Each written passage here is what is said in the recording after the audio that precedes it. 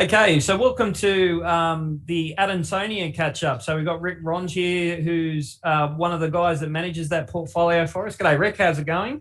Good, thanks, Rob. Thanks for having me. No, pleasure, mate. Now, performance, you guys have done a really exceptional job over the last little bit, and I've got a number of clients in there, and they love the fact that they own direct international equities and they can see these things moving. It gives them, a great sense of the fact that they're seeing names that globally, they're very well aware of who they are, and they're sitting there in their portfolio directly. So I just wanted to pass on, that feedback.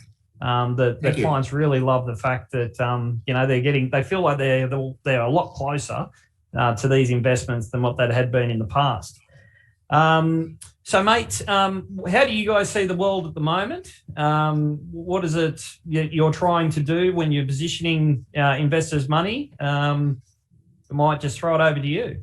Oh, thanks, Rob. Look, I'll try to keep it very succinct. Look, the world at the moment, there are many moving parts, but look, many of the tailwinds remain unchanged. So the markets are just at record levels. The ongoing tailwinds from monetary and fiscal stimulus still exist. You've got obviously strong retail investor pulse, optimism around growing vaccination paces and effectiveness against the Delta variant. That we're at a likely peak of the current COVID wave. And also in terms of the earnings season at the moment, Rob, we've seen that about 60% of the S&P 500 is reported, and there's been a record level of earnings beat. About 88% of companies reported have exceeded expectations. On the flip side, though, there's complication around, this new bipartisan infrastructure agreement that's trying to be put in place in the States. Obviously, the ongoing worries about the potential for tapering of current stimulus levels. The market is still, the US Federal Reserve is still buying back bonds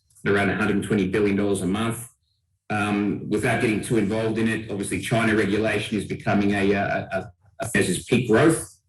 Which has obviously seen real bond yields hit new, fresh negative lows in the US and in Europe, which again is positive for equities as a thematic, because again it's all about there is little alternative outside of equities. Obviously, continued supply chain and labour market issues and the threat of lockdowns, are sort of also issues that potentially are scaring the market. So on any particular day, depending on if you're a little bit positive or negative, that's sort of dictating what's happening with the market. But we just continue to do what we do. We remain true to label, Rob. So, we have an investment approach that we've proven over many, many decades. Before we joined Adansonia, we formed Adansonia and at Adansonia. Tony and I have worked together from, I think, the early 90s. And sort of employing this approach. And look, we just continue to employ our investment approach, reaffirm the stocks that we have in the portfolio, and continue to look for companies that fit the philosophy that we invest around, which is broadly that earnings growth or EPS growth drives share price growth and dividend growth, very simply. So we look for companies that are operating in industries that have growth which is structurally supported, generally, or is growth that's basically being supported by our economic outlook. And these are supporting growth rates higher than nominal GDP globally. And also we're looking for companies within those industries that have long runways of organic growth. And we've got a 5-year plus investment horizon, and obviously that allows that growth outlook to compound out. Yeah, sure. Effectively drive the share prices higher. So look, we're just doing what we do.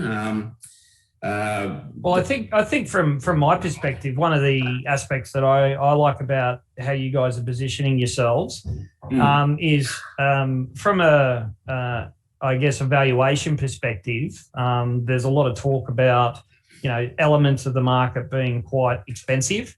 Yes. And to me, that throws up the argument of active v passive. Yep. And the reality is a lot of the passive component of the market is very expensive.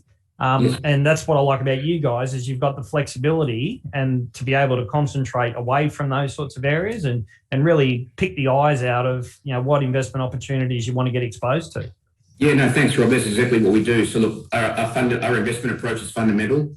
So we won't buy stock simply because of its size. We have to see true fundamental value there. So outside of looking for a particular set of characteristics within a stock or in a stock, it has to present fundamental value. And you're right. Of the FANG stocks or the FANMAG stocks, there are many there that we just don't see any value in. And truly a house of cards. Two in particular that we struggle with are Netflix and Tesla. But as you say, within a passive portfolio, you're getting exposure to these stocks purely because of size and not because of fundamental value or outlook. So we basically we've got a high conviction portfolio. We know our stocks intimately, and we back ourselves and hold meaningful weights in these stocks. And that's also one thing which I believe is an issue in passive product, where if you have a look at the MSCI World Index, there are about, I think, 1,536 stocks. The largest of the in the top 10, the largest is Apple, which is just under 4%, and I think the 10th is Johnson & Johnson, which is under 0.7%. So in a passive portfolio that basically replicates these holdings, you end up with a lot of stocks with largely immaterial weights, especially outside of the top few. So you get like a grab bag or a sample, sample's not the word, but you end up with a whole lot of stocks with small meaningful weights, and of those, not all in the fundamental value. So look, we believe our approach is superior. Yeah, no.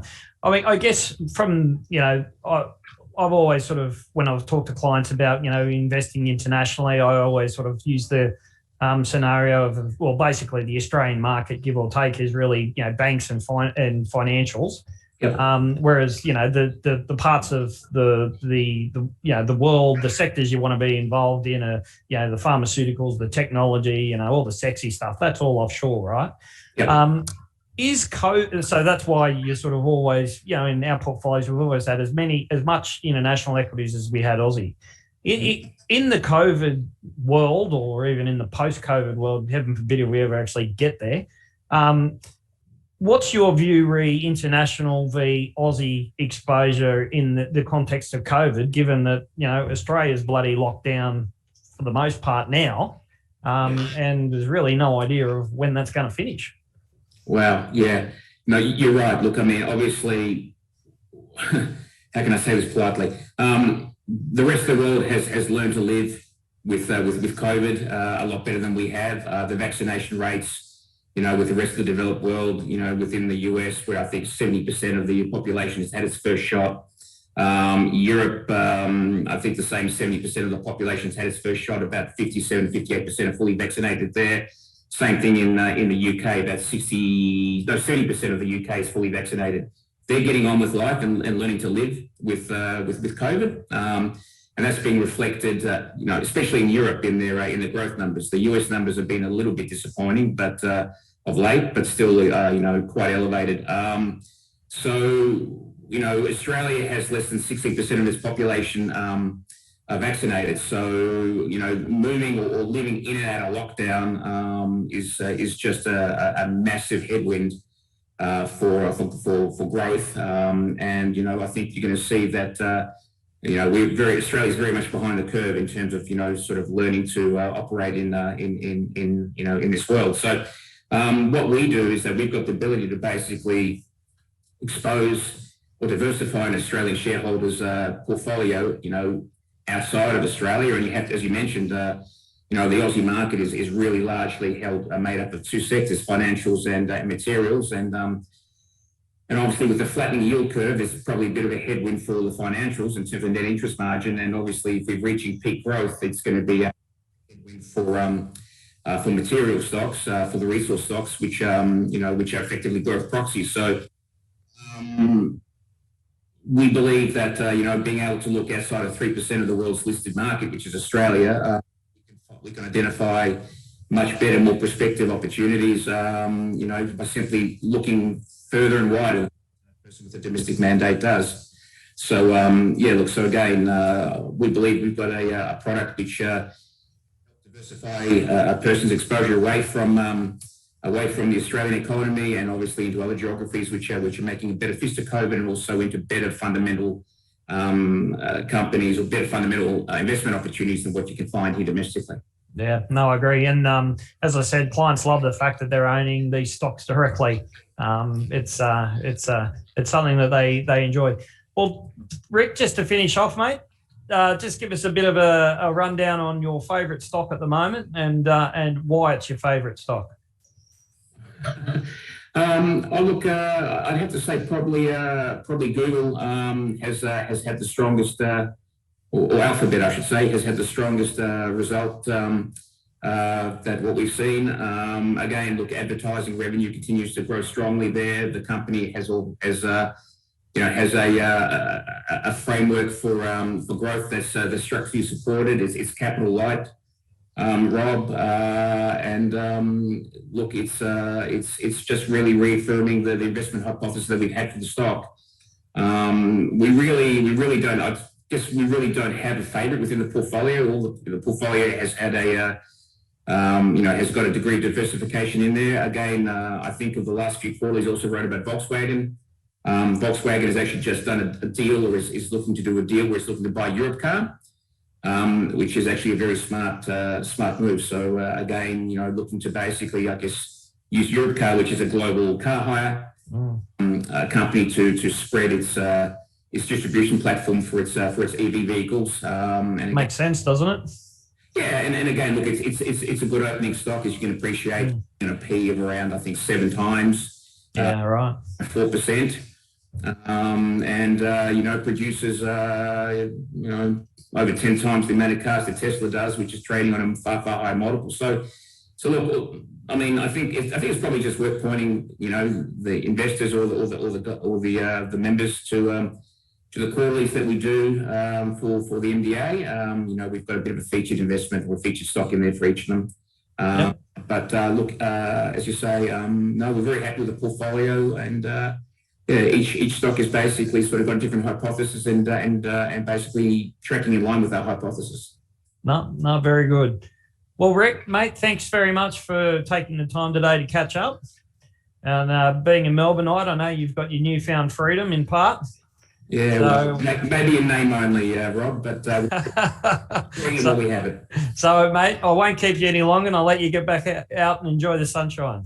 Thanks very much, Rob. Thanks for your time. Thanks, Rick. Thanks. Cheers. Bye-bye.